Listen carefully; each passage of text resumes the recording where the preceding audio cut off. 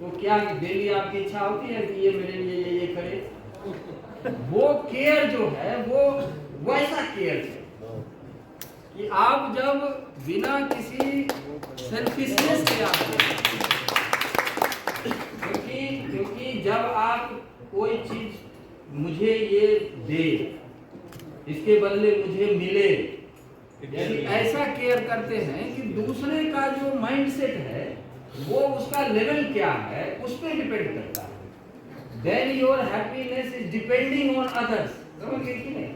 जब भी आपका सुख दूसरे पर निर्भर करता है तो वो आप हमेशा सुखी नहीं रह सकते। इसीलिए पूरी गीता का यही कंक्लूजन है कि आप दूसरे का केयर करिए क्योंकि ये आपकी ड्यूटी है। हम केयर ना करें तो क्या करें? ये तो पर्सनैलिटी का हाईएस्ट स्टेट है कि हमें दूसरे का केयर करना चाहिए, और आप केयर करके छोड़ दीजिए, आप एक्सपेक्टेशन ना रखिए, तो आप दुखी नहीं होंगे। और क्या पता जितना आप सोच रहे हैं उससे ज्यादा कोई आपका केयर कर रहा हो, उस समय भी पता चलेगा। तो ऐसी चीज जो है ये भारत की दृष्टि है। इसीलिए जहां भी आप रिजल्ट को सोच के कोई काम करते हैं, तो मैं अब उतना डीप में जाना नहीं चाहता, लेकिन अब प्रवीण जी ने थोड़ी बात छेड़ दी। तो गीता में कृष्ण कहते हैं कि रिजल्ट के आने में 5 कारण होते हैं। वो 5 कारण जब तक एक साथ नहीं इकट्ठे होंगे तब तक वो रिजल्ट आएगा नहीं। और 5 कारण में से आप एक कारण है, तो एक कारण है तो 4 कारण को आप इग्नोर कर रहे हैं। तो आप चाह रहे हैं कि मेरा 20% का क्लेम है, 20% के बेस पे हम 100% चाहते हैं, तो इसमें कभी कोई मैथमेटिक्स बिगड़ जाता है। तो इसलिए यदि आप 100% जो है उसको करने दीजिए, और जब वो आएगा तो आ जाएगा। तो मैं थोड़ा ये दृष्टि बताना चाह रहा था, भारत की दृष्टि ये है, और उसके आधार पे हम आगे बढ़ रहे हैं। और दुनिया में अभी जैसे देख रहे हैं कि कंपटीशन में कितनी लड़ाई हो रही है, कंपटीशन या एक दूसरे को डोमिनेट करने में कितनी लड़ाइयाँ हो रही है। भारत जब 2 गुट चल रहा था, यूएसएसआर और यूएसए का, तब भी भारत गुट निरपेक्ष में था। और आज भी जितनी लड़ाइयाँ हो रही है, भारत ये कह रहा है, उसका पोजीशन है कि हम शांति में तो भाग लेंगे, दोनों देश शांत हो जाए, ये भारत भाग लेगा, लेकिन किसी के ग्रुप में नहीं जाएगा।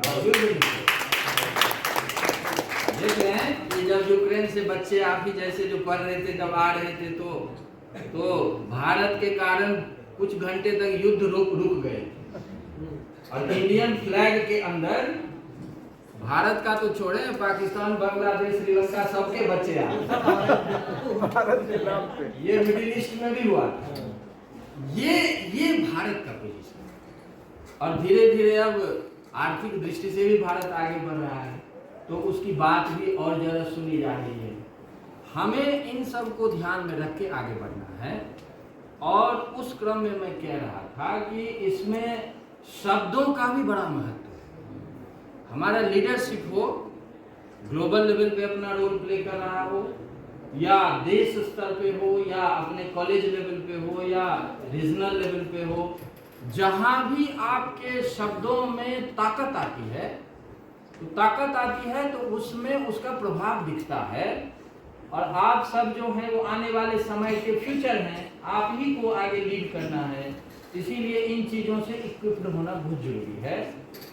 भाषा के क्रम में एक चीज और भी जानना है कि कम्युनिकेशन की बात कर रहे थे कि कम्युनिकेशन का बेस क्या होना चाहिए, लैंग्वेज का बेस क्या होना चाहिए। पूरा ट्रेडिशन का कंक्लूजन ये है कि पहले तो नॉलेज होना चाहिए।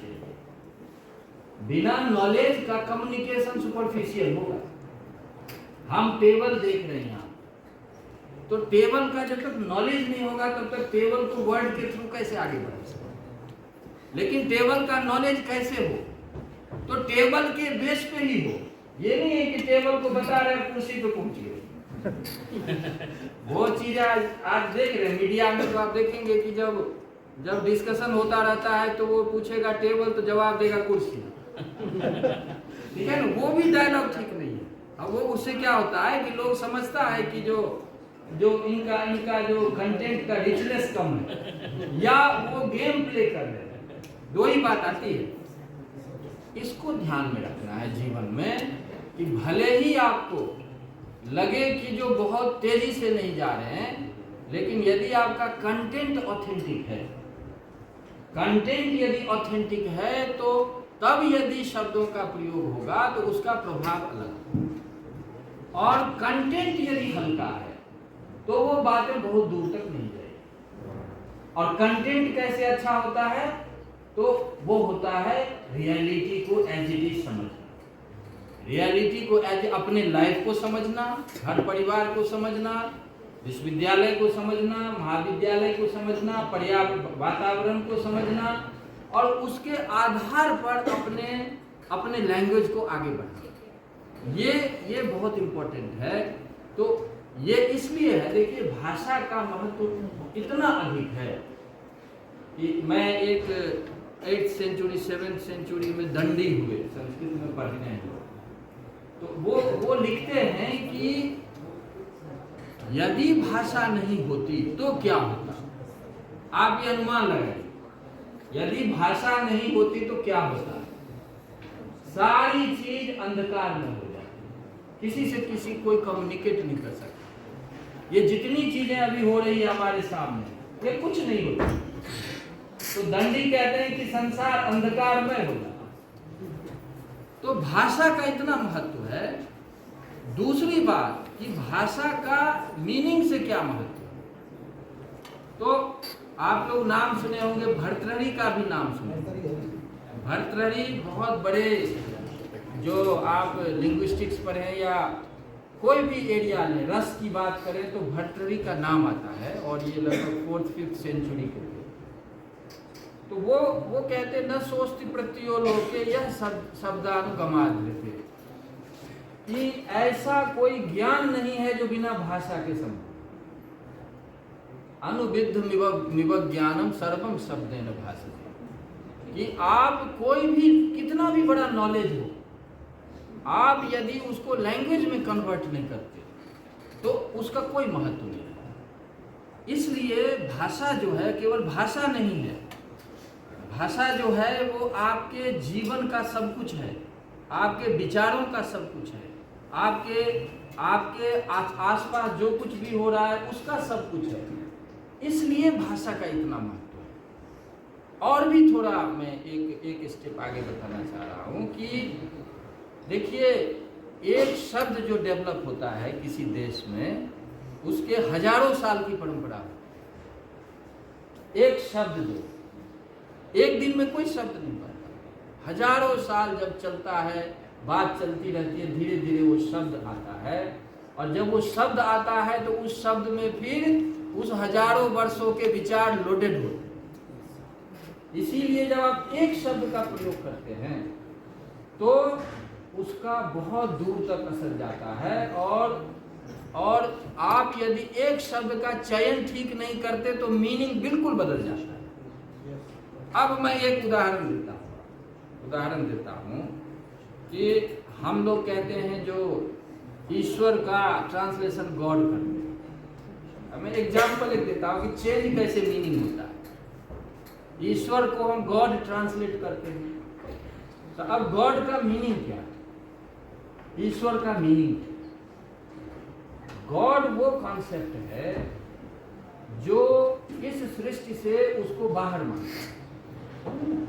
God is always outside of this creation, समझ गए। तो उसका इस दुनिया से कोई लेना देना नहीं। वो दुनिया को रचते हैं और फिर लोग अपने हिसाब से आगे बढ़ते हैं। लेकिन जब आप ईश्वर बोलते हैं तो ईश्वर का क्या मतलब है कि ईश्वर जो है ये कण कण में विद्यमान है ना। ईश्वर का नाम है अंतर्यामी। अंतर्यामी किसको कहते हैं? जो हम सब में बैठा हुआ। अब देखिए मीनिंग में कितना फर्क आ गया कि जब हम ईश्वर बोलते हैं तो हमें पता है कि जितने लोग यहाँ हैं सबके अंदर ईश्वर बैठे। तब उनके साथ जब हम बात करते हैं, उनके साथ जब हम व्यवहार करते हैं तो ये कॉन्सेप्ट दिमाग में चलता है। पेड़ में, पौधे में और सारी चीज़ों में वो बैठा हुआ है, वो पता चलता है। उसके कारण बहुत सारी चीज़ें कंट्रोल में रहती है। आप किसी चीज़ को काटते हैं, यहाँ तो तुलसी का कोई पत्ता तोड़ता है तो कहता है शाम हो जाए तो मत तोड़ो, वो भी सो रहा है। पेड़ का पत्ता तोड़ता है तो कहता है दिन में करें तो वो भी माफ़ी मांगते हुए तोड़े। जगदीश चंद्र बोस ने एक्सपेरिमेंट भी कर दिया कि एक पत्ता तोड़ते तो उसको उतना ही दर्द होता है जितना आपका कोई उंगली तोड़ दे। ये एक्सपेरिमेंटेड फैक्ट है। तो जब आप इस तरह के कॉन्सेप्ट में रहते हैं तो आपके लिए इस जो भी चीज है उस सब में ईश्वर निवास है। लेकिन जब उसका ट्रांसलेशन गॉड करते हैं तो गॉड तो कहीं है ही नहीं इसमें। तो ट्रांसलेशन करने से कैसे मीनिंग चेंज हो, इसलिए एक एक शब्द जो है उसका अपना इतिहास होता है, उसका कल्चरल बैकग्राउंड है। उसी कॉन्टेक्स्ट में यदि उसका प्रयोग हो तो फिर वो अपना जादू दिखाएगा, और नहीं तो फिर वो मीनिंग को कई बार बदलता है। तो इसको कहते हुए रस वो चीज है जो व्यक्ति को मधुमेह बनाए। अभी अभिषेक जी कह रहे थे कि अभी मार्च में होता है, फरवरी में होता है, तो ऋतु भी बसंत आ जाता है, तो फूल भी खिल जाते हैं, तो लोग बात भी शेर शायरी भी करते हैं, कविता भी बोलते हैं, उसका भी प्रसंग है। और आपको शीतलहर में यदि कविता बोलेंगे तो लोग भाग जाएगा, सुनेगा नहीं। तो रस जो है ये जीवन का सर्वस्व है। और हमारे लोगों ने कहा कि रस जो है वो एक तो शब्दों का एक प्रॉपर कॉम्बिनेशन है, और उस कॉम्बिनेशन में हमारे अंदर का क्या स्वरूप है। जैसे कि मैंने कहा कि ईश्वर रसमय है। वेद जब पढ़ेंगे तो कहेगा ईश्वर ही रस है। ईश्वर रस है तो कैसे है, तो हमारे अंदर में जो सारी चीजें हैं वो भी रसमय है। कैसे रसमय है, तो आप योग की बात सुनते होंगे। योग की बात जब सुनते हैं तो आपके अंदर का जो प्रॉपर डेवलपमेंट होता है, वो जैसे जैसे डेवलपमेंट होता है वैसे वैसे रस भी बढ़ता है।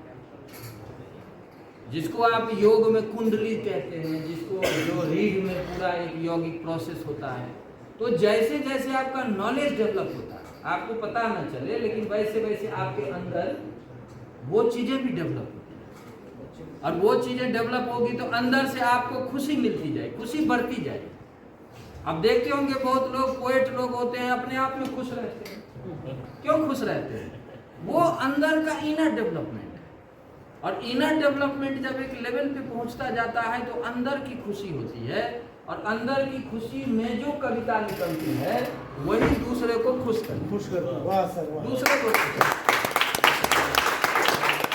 जो व्यक्ति खुद ही दुखी है तो वो उसकी कविता दूसरे को क्या खुश दुखी करती है। आप सुनेंगे तो और प्रस्तुत। इसलिए रस जो है वो केवल एक किसी समय शब्दों को बोल देना नहीं है। रस एक आपका इनर डेवलपमेंट है। जैसे जैसे आप नॉलेज आपका डेवलप होता है, नॉलेज कैसा नॉलेज, जैसे एक नॉलेज तो है कि सर्वाइवल ऑफ द फिटेस्ट, और एक नॉलेज है कॉपरेशन, एक नॉलेज है कि दूसरे को अपना माने। भारतीय ज्ञान में ज्ञान का बढ़ने का मतलब है अपनी व्यापकता, दूसरे को अपना मानने का की क्षमता। हम पहले परिवार को अपना मानते हैं, समाज को अपना मानते हैं, देश को अपना मानते हैं, पूरी मानवता को अपना मानते हैं, प्रकृति को अपना मानते हैं, और अंत में कहते हैं सब मेरा है और मैं सब। ये जो डेवलपमेंट पर्सनैलिटी का है, यही आपको जितने कंडीशनिंग फैक्टर है जीवन के, कंडीशनिंग फैक्टर क्या काम करता है, मैं इस घर का हूँ, मैं इस जाति का हूँ, मैं इस धर्म का हूँ, मैं ये हूँ, मैं वो हूँ, ये सारी चीजें हमें उस हिसाब से बोलने के लिए विवश करती है। नॉलेज का बढ़ने का मतलब है कि इन सब बैरियर्स को तोड़ना, इन सब बैरियर्स से आगे बढ़ना, और जैसे जैसे दूसरे को आप अपना समझने लगते हैं वो आपका इनर डेवलपमेंट, और इनर डेवलपमेंट जैसे जैसे होता जाएगा तो आपके अंदर से जो भी भाषा निकले, किसी भी भाषा, जो भी शब्द निकलेंगे, जो भी आपके वाक्य निकलेंगे, वो दूसरे को सुखी बनाएंगे। तो दूसरे को सुखी बनाना और खुद अंदर से सुखी रहना, ये आपके अंदर का रस है। इसलिए आपको पता है, तैत्तिरीय उपनिषद पढ़ें, सबसे पहली बार ये जो प्रवीण जी ने ढूंढ के लाया है, ये रसो वैसा, ये है कहाँ का, ये सेंटेंस है कहाँ? ये तैत्तिरीय उपनिषद, ठीक है। तैत्तिरीय उपनिषद का जो सेकंड चैप्टर है उसको कहते हैं ब्रह्मानंद वल्ली। ब्रह्मानंद वल्ली में ये सेंटेंस है, और वो क्या सेंटेंस है? सेंटेंस है कि तस्मात् आत्मनः आकाशः सम्भूतः, आकाशात् वायु, वायुरग्निरग्निरापः, अद्य पृथिव्या औषधया, औषधिभ्यो अन्नम, अन्नात् रसं, रसो वैसा। जो हमारा कॉन्शियसनेस है, उसी कॉन्शियसनेस में स्पेस है, उसी कॉन्शियसनेस में एयर है, आपके अंदर में सब कुछ आपके अंदर है, उसी में टेम्परेचर है, आपके बॉडी का भी एक टेम्परेचर है ना, उसी के अंदर जल है, तो 70% आपके अंदर में जल है बॉडी। तो देखिए, उसी में कॉन्शियसनेस है, उसी में स्पेस है। स्पेस नहीं होगा तो भोजन ही नहीं कर पाएंगे, क्योंकि पेट में जगह तो खाली चाहिए, तभी तो भोजन जाएगा। आपके ही अंदर स्पेस है, आपके ही अंदर एयर है, एयर जो अपने अंदर एयर है उसी को प्राण अपान व्यान उदान समान करेंगे, इसी का प्राणायाम होता है, समझ गए? तो आपके अंदर एयर है जो फंक्शन कर रहा है, डाइजेशन भी एयर करता है, आपके जो एक्सक्रीशन है उसको भी बाहर निकालता है, आपका ब्लड सर्कुलेशन भी होता है, सारी चीजें एयर से होती है। तो एयर आपका एक लेयर है। उसके बाद क्या हुआ? अग्नि तत्व। तो आपके बॉडी का टेम्परेचर है, वो कम होगा तो भी सस्टेन नहीं करेंगे, ज्यादा होगा तो भी सस्टेन नहीं करेंगे। उसके बाद जल है, हम सब जानते हैं 70% के आसपास हमारे शरीर में जल है। और अंत में पृथ्वी तत्व है जो बॉडी का आउटर पार्ट, ठीक है। अब ये जो 5 लेयर है आपके बॉडी का, इसी लेयर में जो कॉन्शियसनेस अपना रोल प्ले कर रहा है, उसी को ऋषि वहां कहते हैं कि उस कॉन्शियसनेस से आपके बॉडी का आकाश डेवलप हुआ है, आकाश से वायु डेवलप हुआ है, वायु से अग्नि डेवलप हुआ है, अग्नि से जल, जल से पृथ्वी, और उस पृथ्वी में अन्न होता है। अन्न ही औषधि है, अन्न ही सारे। तो जो आपके जो शंकराचार्य कहते हैं कि सबसे बड़ी बीमारी क्या है कि हम भूख लगना, तो भूख को कैसे शांत करें? तो अन्न रूपी औषधि से शांत। तो अन्न से औषधि है, औषधि से ही रस है। आप जो खाना खाते हैं तो उसका जो एसेंस पार्ट है उसको रस है, ठीक है। और जो उसका विकार है वो शरीर से बाहर जाता है, और वो रस जो है वही बॉडी के एक सेल तक जाता है और सेल को एनर्जाइज करता है, और उस एनर्जी से आपका इम्यून सिस्टम बनता है, उसी से आपका लाइफ सस्टेन करता है, उसको रस कहते हैं। तो आपके शरीर में जो एसेंस है उसका नाम रस है। और कहते हैं तुम और कुछ नहीं हो, वो रस हो। आप और रस में कोई अंतर नहीं। तो इस चीज को जब कोई समझता है तो उसका जीवन रसमय हो जाता है, और यदि इस चीज को नहीं समझता है तो फिर वो और ढंग से सोचना शुरू करता है। वो अपने इस बॉडी का जो स्ट्रक्चर है उसको ना जान के और ढंग से जब सोचने लगता है, जब सर्वाइवल ऑफ द फिटेस्ट होगा तो दूसरे से तो फाइट करने का ही मन बनेगा ना। तो दूसरे से फाइट करने का मन बनेगा तो रस कैसे हो? लेकिन जो हमारे अंदर का डेवलपमेंट है वही आपके अंदर का है, वही तीसरे के अंदर का है, वही सबके अंदर का है। इस रस भाव को जब कोई समझता है तो फिर वो उसकी वाणी, उसका व्यक्तित्व सबके लिए रसमय है। तो यही कहते रसो वैसह, तुम वह रस हो और उस रस को समझो, और सब में रस वही है।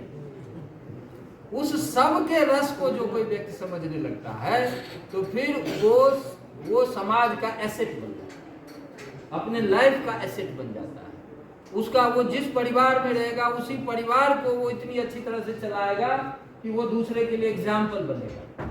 कॉलेज में रहेंगे, कॉलेज में उसकी ऐसी पर्सनैलिटी रहेगी कि सबके लिए एग्जाम्पल बन जाएगा।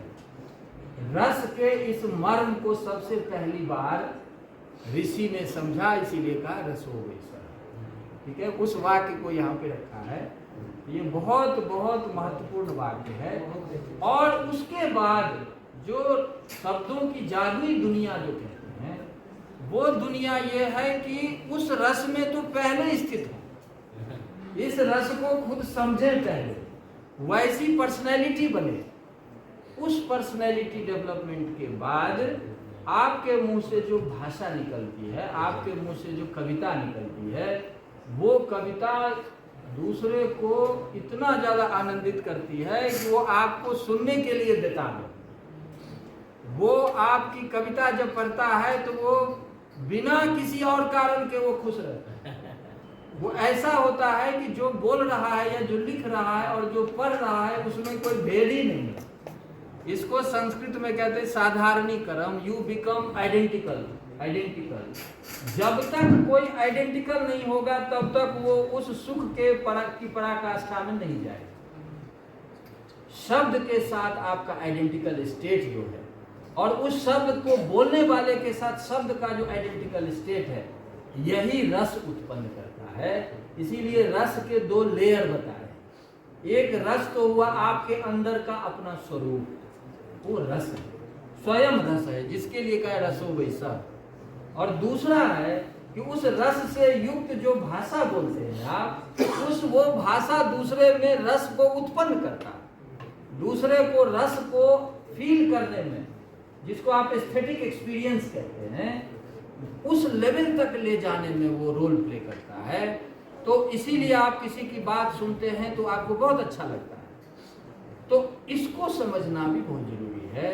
तो दो लेवल पे बात होती है। जो कोई भी, आप कोई नोवेल पढ़ते हैं, कोई आप ड्रामा पढ़ते हैं, कोई उपन्यास पढ़ते हैं, या ड्रामा देखते हैं या फिल्म देखते हैं, आप 3 घंटे तक अच्छी फिल्म होती है तो आप बिल्कुल आइडेंटिकल हो जाते हैं। क्यों? क्योंकि वो उस लेवल पे जाके उसको प्रेजेंट करता है। मैंने देखा है, अभी बात चल रही थी ना बॉलीवुड की, मैं कई काम किया है बहुत सारे डायरेक्टर का, मैं देखता हूँ कि वो कितनी मेहनत करते हैं। एक छोटी सी चीज लाने में जो मेहनत होती है, मुझे पहले ऐसा लगता था कि ऐसे ही करते होंगे कुछ। तो एक फिल्म ऐसे बन रही है आदि शंकराचार्य, तो आशुतोष गवारीकर उसको डायरेक्ट करने का है। तो मेरे उनके साथ बहुत कई महीने मीटिंग। वो जो बारीकियां, कि एक शब्द यदि कहीं ऐसे वैसे डल जाए तो उसका ऑडियंस पे क्या इफेक्ट, जैसे रामायण वाली फिल्म का हुआ सर, वही देख रहे हैं आप कि रामायण सीरियल देखते हैं, महाभारत देखते हैं। ये देखिए जो महाभारत के डायलॉग लिखने वाले कौन है? राही मसूद है, लेकिन उनका शब्द में पकड़ देखिए। एक लाइन यदि वो बोलता है व्यक्ति तो आपके हृदय को छूता। ये ऐसे नहीं आता, इसके पीछे बहुत लंबी तपस्या होती है। और एक एक शब्द को कहाँ प्लेस किया जाए, उसके कितने मीनिंग्स हो सकते हैं, किस ऑडियंस पे वो क्या असर डालेगा, इसकी इतनी बारीकियों से विश्लेषण करते हैं। इसीलिए देखिए अभी जो मनोज मुंशी जी थे, शब्द का थोड़ा गलत प्रयोग कर गए तो कहाँ ऊंचाई पे थे, कहाँ अभी कोई पूछता नहीं है। ये शब्द की जांच। एक मनोज मुंशी जो था, उनसे मिलने के लिए लोग लाइन लगाते थे, अब वो दूसरे से मिलने के लिए लाइन लगाते हैं। ये शब्द ये शब्द और गुलजार हो या जो भी हो, ऐसा शब्द लिख देंगे कि आपके हृदय को छू जाए। उपन्यासकार जब अच्छे होंगे, आप कालिदास को पढ़ें। अब कालिदास ऐसे नहीं है। कालिदास को अब मैं एक श्लोक बोलता हूँ, क्योंकि अब संस्कृत का एक श्लोक तो होना चाहिए। देखिए उसमें कितना मीनिंग छुपा हुआ। जब शकुंतला, अभिज्ञान शाकुंतलम को सबसे अच्छा माना जाता है, और उसमें भी गेटे वगैरह जब सुने जर्मनी में तो वो नाचने लगे पढ़ के, इतना प्रभाव उसका।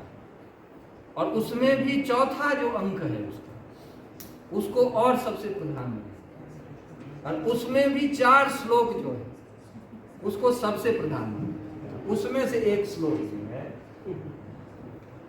कालिदास कहते हैं शकुंतला के बारे में कि शकुंतला अब ससुराल जाने वाली है, तो कहते हैं कि कैसी शकुंतला, और ये कह रहे प्रकृति को, किसी व्यक्ति को नहीं कह रहे, संबोधित कर रहे प्रकृति को। पातुम न प्रथमम व्यवस्थित जलम युष्मा स्वपीते सुया। कहते हैं कि प्रकृति को संबोधित करते हुए पेड़ पौधे हिरण सब वहां पे है, उसको कह रहे हैं। वो शकुंतला वो है जो जब तक पेड़ पौधे को पानी नहीं पिलाती थी, हिरण के बच्चे को पानी नहीं पिलाती थी, तब तक कभी स्वयं पानी नहीं पीती थी। तुम ना, ये देखिए क्या रिलेशन है नेचर और व्यक्ति का, और किस हाइट पे है ये। और ये कह कौन रहे हैं? कहलवा किन से रहे? कण्व ऋषि से। कण्व ऋषि के आश्रम में थे, वो तो उनको पाला था कण्व ऋषि ने। तो अब वो जा रहे हैं ससुराल, तो कण्व सबको कह रहे हैं, क्योंकि शकुंतला का जो सबसे रिलेशन था ना, ये मैं कह रहा हूँ, ये भारत की दृष्टि है, ये सर्वाइवल ऑफ द फिटेस्ट नहीं है। पातुम न प्रथमम व्यवस्थित जलम युष्मा स्वपीते सुया। आप सब सुने कि जब तक आप सबको पानी नहीं पिला देती थी, शकुंतला कभी पानी खुद नहीं पीती थी। ना दत्ते प्रियमंड नापि भवताम स्नेहे निया पल्लवम। कहते हैं जो लड़कियां जो होती हैं वो श्रृंगार प्रिया होती है, उसको लगता है कि कुछ कान में पहने, कुछ ये करें, तो कहते शकुंतला भी लड़की है और वो भी रह रही है, तो उसको भी मन में करता है। फिर भी कभी भी न तो किसी पेड़ के या पौधे के पत्ते को तोड़ा, न किसी फूल को तोड़ा। वहां ज्वेलरी की दुकान तो थी नहीं, वो तो प्रकृति की चीज ही वो करती थी। ना दत्ते प्रियमंड नापि भवताम स्नेहे निया पल्लवम। श्रृंगार उसको भी पसंद था, फिर भी कभी एक नहीं तोड़ा, न फूल तोड़ा न पत्ता तोड़ा, अपने को सजाने के लिए। आदौ वह कुसुम प्रसूति समये यस्या भवत्युत्सव। जब किसी पौधे में फूल खिलता था, जब कोई नए पत्ते होते थे, तो शकुंतला वैसे ही उत्सव मनाती थी जैसे घर में किसी बच्चे का जन्म हुआ। सेयम याति शकुंतला पति गृहम। कहते ऐसी शकुंतला पति के घर जा रही है, इसीलिए मैं नहीं इसको कुछ आशीर्वाद दे रहा या मैं इसकी विदाई नहीं कर रहा, आप सब इसको आज्ञा दीजिए कि ये ससुराल जाए। समझ रहे ना? ये कालिदास है, ये कालिदास हैं कि एक प्रकृति की गोद में जो पली बड़ी लड़की है, उसका प्रकृति के सभी तत्वों से क्या संबंध है, क्या उसके लिए वो जीवन समर्पित की हुई है। और इतना ज्यादा तादाद में है कि कण्व को लग रहा है कि ये सब जब तक आज्ञा नहीं देंगे तब तक शकुंतला इनको छोड़ के जा कैसे जाएंगे। ये शब्दों की दुनिया, और एक एक शब्द जब आप दूरी कृता खलु उद्यान लता वन लता भी। कालिदास की एक दूसरी लाइन है शकुंतला, अभिज्ञान शकुंतला। अब एक लाइन देखिए इसका मीनिंग क्या है। दूरी कृता खलु उद्यान लता वन लता भी। उद्यान लता किसको कहते हैं? जो आर्टिफिशियली डेवलप्ड होता है उसको उद्यान कहते हैं, जो मेन क्रिएटेड होता है उसको उद्यान कहते हैं। और वन किसको कहते हैं? जो स्वतः डेवलप। जैसे अभी आप रीज में जाएंगे, आप रीज घूमने जाते होंगे, तो वहां जो पेड़ पौधे हैं वो अपने आप बने, उनका अपना एक महत्व है। और आपके कॉलेज में जो है वो माली जो है वो चुन चुन के पौधा लगाते हैं, उसको काट छाट करते हैं, तो इसको क्या कहते हैं? उद्यान। और उसको कहते हैं वन।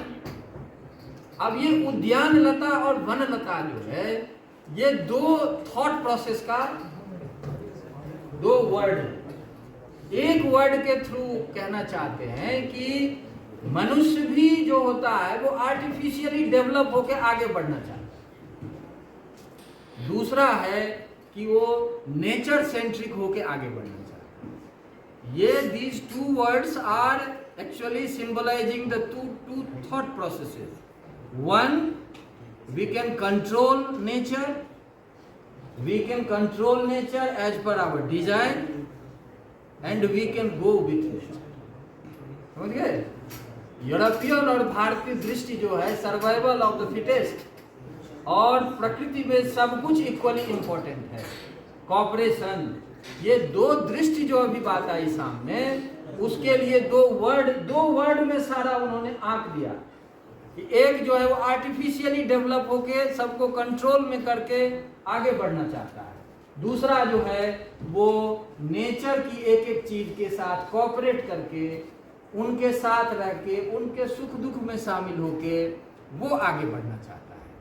अब आप एक लाइन में देखिए कि शब्द का क्या जादू है कि अभी शकुंतला जो है उसको कह रही है क्या जी, सीध नेचर से निकली, और जो मेट्रोपॉलिटन में या यूरोपियन मॉडल जो है उसको क्या कह रहे हैं, उद्यान से उसको तुलना कि एक जो है वो कंट्रोल करके चलता है, अपने अंदर रखता है, आर्टिफिशियली डेवलप करके चल रहा है, दूसरा जो है वो नेचर को साथ लेके चल रहा है। ये शब्दों की जादुई दुनिया, इसीलिए कालिदास इतने फेमस है। कालिदास का जो एक एक वर्ड है वो यदि आप ठीक से समझेंगे तो आज आपके मर्म को स्पर्श करेंगे। तो इस तरह से जो रस है उस रस को समझना जीवन में जरूरी है। और अंत में मैं अब जो कंक्लूड है वो करने के लिए मैं ये कह रहा हूँ कि अपने यहाँ दो तरह की बात है रस के विषय में। एक बात ये है कि जीवन में सब कुछ रस है, उसके बिना कुछ नहीं है, क्योंकि रस का मतलब कॉन्शियसनेस का स्टेट, जिसके थ्रू आप अपने को अच्छा फील करते हैं और दूसरे को अच्छा फील करवाते हैं। एक तो रस का ये है, लेकिन दूसरा जो रस का ओरिजिनल स्टेट है, when you go beyond all conditioning factors. एक तो हुआ कि मैं दूसरे को बहुत अच्छा लगा, एक ये बात, लेकिन वो जो बात है उसमें भी कहीं ना कहीं कंडीशनिंग फैक्टर है, जो हमको कंडीशन करके उन चीजों को प्रस्तुत करने के लिए हमको प्रॉम्प्ट करता है।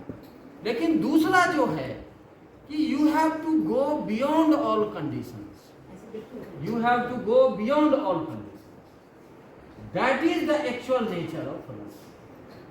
और उस रस में कहते हैं ये रस जो है ये आत्मा की अनुभूति, स्वयं की अनुभूति। तो दो लेवल पे रस को रखा गया है। एक तो मैं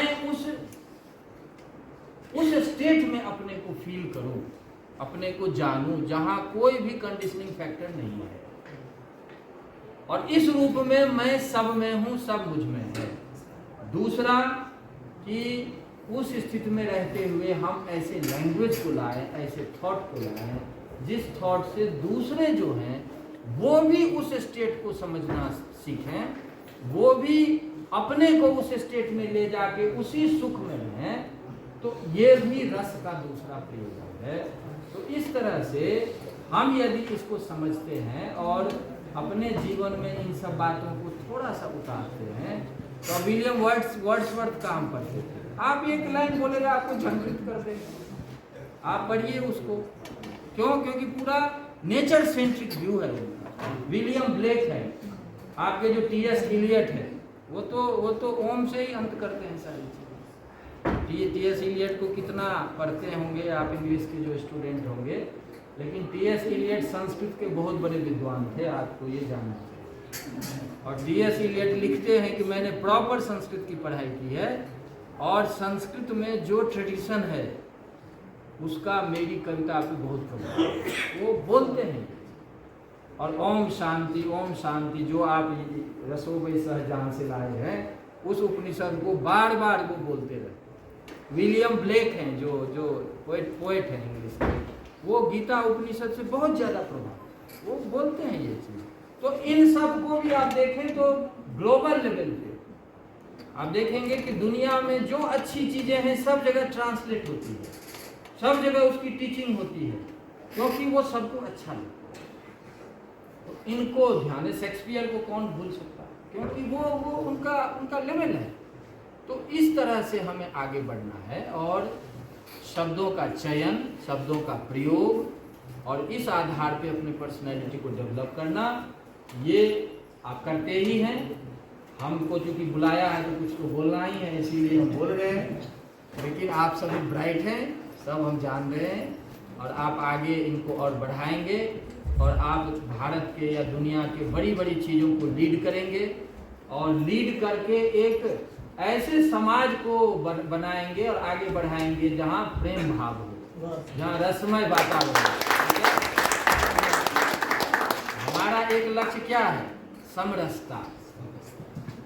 समरसता कहाँ होता है? जहाँ समान रस की अनुभूति। और समान रस की अनुभूति तभी हो सकती है जो रस हमारा है, हमारे व्यक्तित्व का जो रस है, वही दूसरे का, वही तीसरे का, यही चौथे का, यही सभी जीव जंतु का, यही प्रकृति का। ये जब हम समझने लगते हैं तो समरस हो जाता है, और समरस जब होता है तो समाज में समरसता आ जाती है। तो इसको हमें ध्यान में रख के चलना है। और बहुत बहुत धन्यवाद, प्रवीण जी ने मुझे याद किया। हम मिलते तो रहते ही थे, लेकिन अब याद किया तो फिर हमारा भी थोड़ा स्टूडेंट लाइफ याद आ गया। JNU के DU के कैंपस में हम जब अपना समय दिन बिताते थे तो वो भी याद आ गया। तो आप सबको देख के जब हम आते हैं तो हमें भी अपनी वो चीज़ें याद आ जाती है। नहीं तो पढ़ने पढ़ाने ये वो में आज मुझे पटियाला जाना था, लेकिन अब प्रवीण जी ने इतना आग्रह किया कि मैं प्रोग्राम कैंसिल कर दिया। अंत में शाम को मैं ऑनलाइन वैली डिग्री में जुड़ूंगा। बहुत शुक्रिया सर आपका, बहुत शुक्रिया। मैडम को विशेष रूप से कहना चाहता हूँ कि पटियाला में आज जो है ना एक वेद पे कार्यक्रम, उन्होंने मुझे कहा कि जो पंजाब यूनिवर्सिटी में पहली बार वेद पे आज हम कार्यक्रम करें, इसीलिए आप आए। लेकिन अब प्रवीण जी के कारण इधर आ गया, और वहाँ वो कह रहे हैं कि हम संस्कृत डिपार्टमेंट खोलना चाहिए। ये हमारा सौभाग्य है सर कि हम आपको सुनवा रहे हैं। तो ये जैसे जैसे सब ठीक होता है तो असली में समाज को समरस ही होता है। और समरस का मूल जो है प्रवीण जी ने रसो वैसा में दे दी। तो इसको करें। बहुत बहुत धन्यवाद। आप सबको ढेर सारी शुभकामनाएं। आप सब जीवन में आगे बढ़ें, और जब फिर लौट के आएंगे हम लोगों की तरह कैंपस और कॉलेज, तो आपको वो सारी बातें याद आएगी। और ऐसा बने कि कॉलेज या यूनिवर्सिटी एक दिन कहे कि जो ये हमारा स्टूडेंट है, और हमारा स्टूडेंट जो है वो देश को लीड कर रहा है, दुनिया को लीड कर रहा है। और लीड इस रूप में कर, lead survival of the fittest वाला लीड लीड है सबको अपना मान के चलना है, और सबको साथ लेके चलना है, और सबको कोऑपरेट करना है, और सुख का वातावरण बनाना है।